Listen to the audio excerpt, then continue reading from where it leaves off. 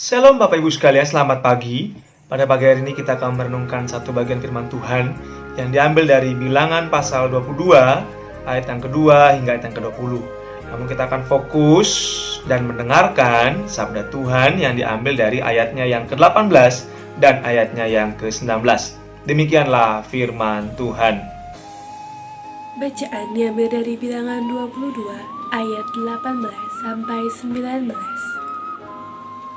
Tetapi Bileam menjawab kepada pegawai-pegawai Balak, "Sekalipun Balak memberikan kepadaku emas dan perak seistana penuh, aku tidak akan sanggup berbuat sesuatu yang kecil atau yang besar yang melanggar titah Tuhan Allahku.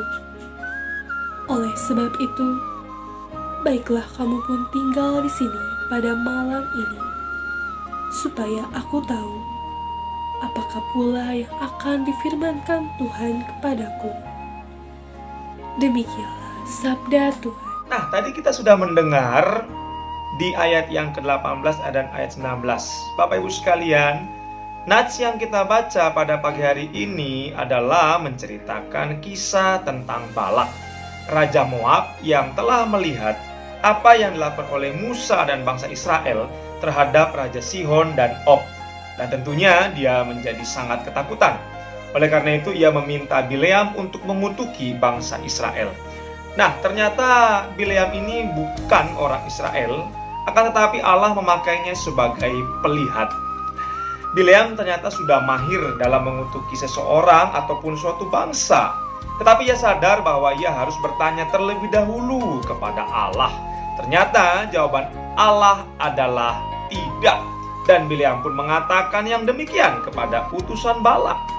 Kemudian ternyata Balak mengirimkan kembali utusan yang lebih banyak dan lebih terhormat. Dan lagi-lagi, hal yang menarik, Bileam bertanya kepada Allah.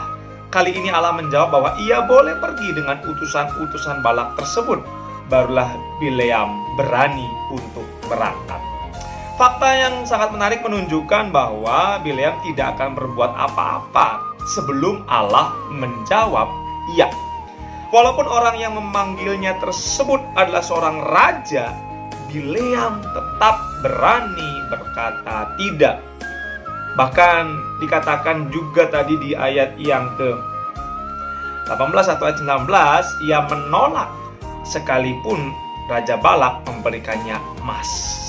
Nah, Bapak Ibu sekalian, apa yang bisa kita terapkan dalam kehidupan kita sehari-hari melalui pembacaan pada bagian yang kali ini telah kita baca? Yang pertama yang saya dapatkan, Bapak Ibu sekalian, adalah mari kita membangun komunikasi dengan Allah. Sebagaimana Bileam terus bertanya kepada Allah, dia meminta izin kepada Allah. Kita pun harus demikian, Bapak Ibu sekalian. Bagaimana kita bisa mengetahui kehendak Allah kalau kita tidak membangun komunikasi yang rutin, membangun komunikasi yang intim, yang dekat dengan Dia? Seseorang yang baru saja berpacaran tentu sangat intens sekali, bukan? Dalam hal berkomunikasi, harusnya kita pun demikian. Ketika kita membangun komunikasi kepada Allah, kita membangun kehidupan doa yang benar kepada Allah, disitulah Allah akan memberikan, Allah akan menyatakan jawaban-jawaban doa kepada kita. Bisa ya, bisa tidak, dan bisa tunggu. Nah, Bapak Ibu sekalian, bagaimana kita tetap terus membangun? Kalau kita saja mungkin kadang-kadang masih malas dalam hal berdoa, masih malas dalam hal beribadah.